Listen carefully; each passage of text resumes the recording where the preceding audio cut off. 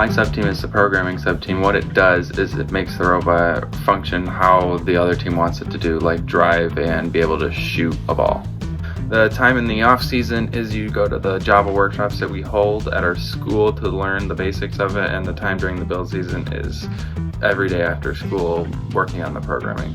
Being a part of programming, the skills you'll learn are you'll be able to write and understand the rules of the Java program. What you will be doing on the programming sub-team at an event is you'll be looking for teams that need help with their program, and you'll be helping our team fix the problems that we're having with ours.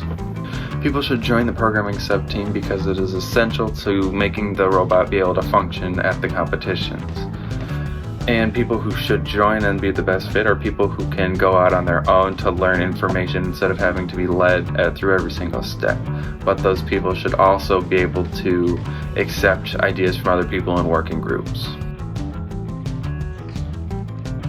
What the drive team does is basically understanding every aspect of the robot, because in order to win events, you have to be able to use its capabilities to the team's best advantage. During the build season, we also build game pieces and ensure practice time is available. During the build season and off season, it's important to be active during both. You should try to attend everything because understanding the most about the robot will benefit you the most. At events, obviously our sub-team drives the robot. You won't have any free time. You'll either be on the field or in the pits and preparing for your next match. You're the face of our team. So when people think about our team, they'll think the drivers who actually are on the field and interacting with other teams. Some skills that you'll take away, one big one is problem solving. It takes a lot of problem solving to actually be a good driver or be a good coach, any role on the drive team. You'll be in a match and you don't know what's going to happen.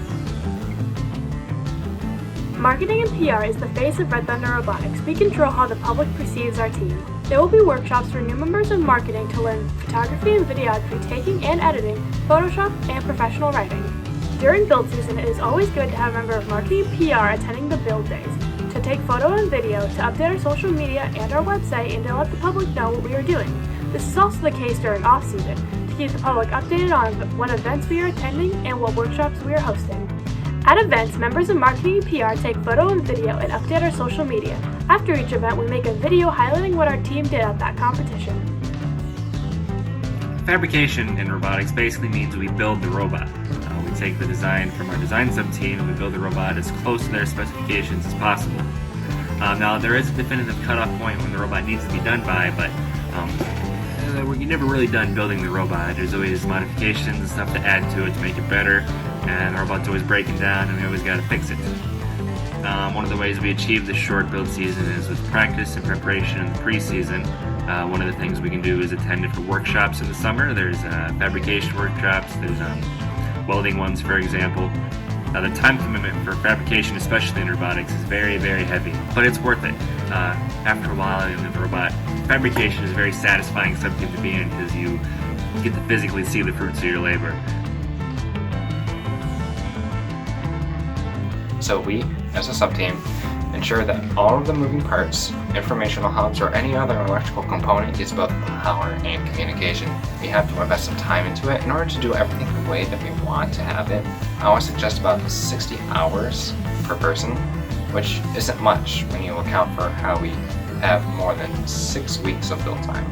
You don't have to go to any sort of workshops, but it is highly recommended.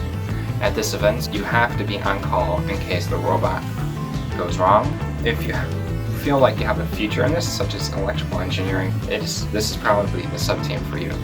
Another reason is if you've ever wondered why the light turned on or how it turned on or the fan respectively, this would also be the sub-team for you. During the build season, we spend at least 1 to 2 weeks working on CAD drawings of the robot, and in the off-season we work on advancing our basic and advanced skills in the CAD software. In this sub-team, you'll learn how to use CAD software and hopefully 3D softwares like Fusion 360. If you want to be a part of this sub-team, you'll have to attend the design workshops we will hold during the off-season. During our events, we will be working on a design catalog for future use. This will include documenting efficiency of other teams' designs, as well as the designs that do and do not work. You should join the design sub-team if you are interested in designing the robot or seeing how everything will work together. We work on stand cheers all the way to pit design. During the off-season, our job is to decide how we want things to go during the season. It doesn't take too much time, but enough that you should prepare. During the build season is where we start to spend lots of times at builds and practices to prepare for events. You'll want to be open at least 5 days a week. You learn a lot in Spirit, things like social skills, ranging to sewing and sketching. We don't have workshops, but we do have strategy meetings, and we work a lot at events, including outreach and passing out things like posters and goodie bags and cheering in the stands. I recommend joining Spirit because even though it can become a lot of work, it always pays off. And it's always a lot of fun to create links and bonds with other teams. I think anyone can join and have fun because there's such a wide array of work to be done.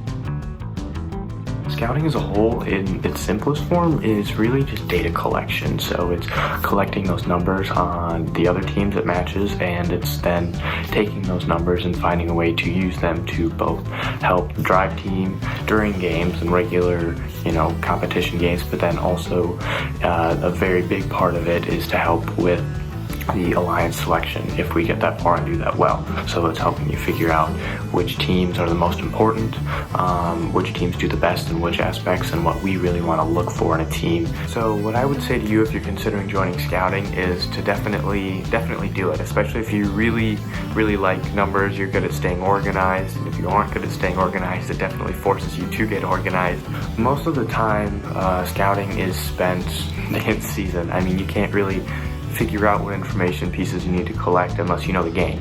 So a lot of it happens as soon as the event starts. You try to figure out what are the different game pieces, and then from there you try to figure out, okay, well, how are they scored? What's worth the most points? What's most important? And then using it, to the team's best ability.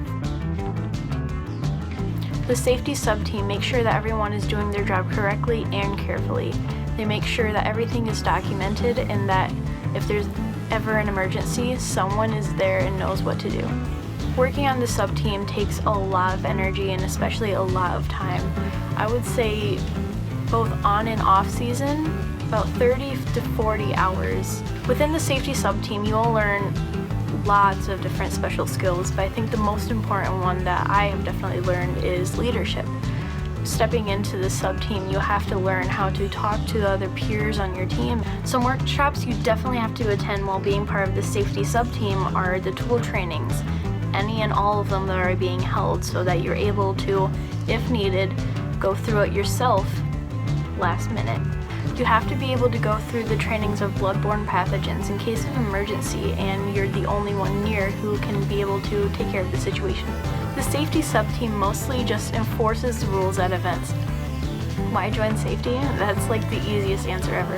It is one of the most rewarding sub-teams I have ever been a part of.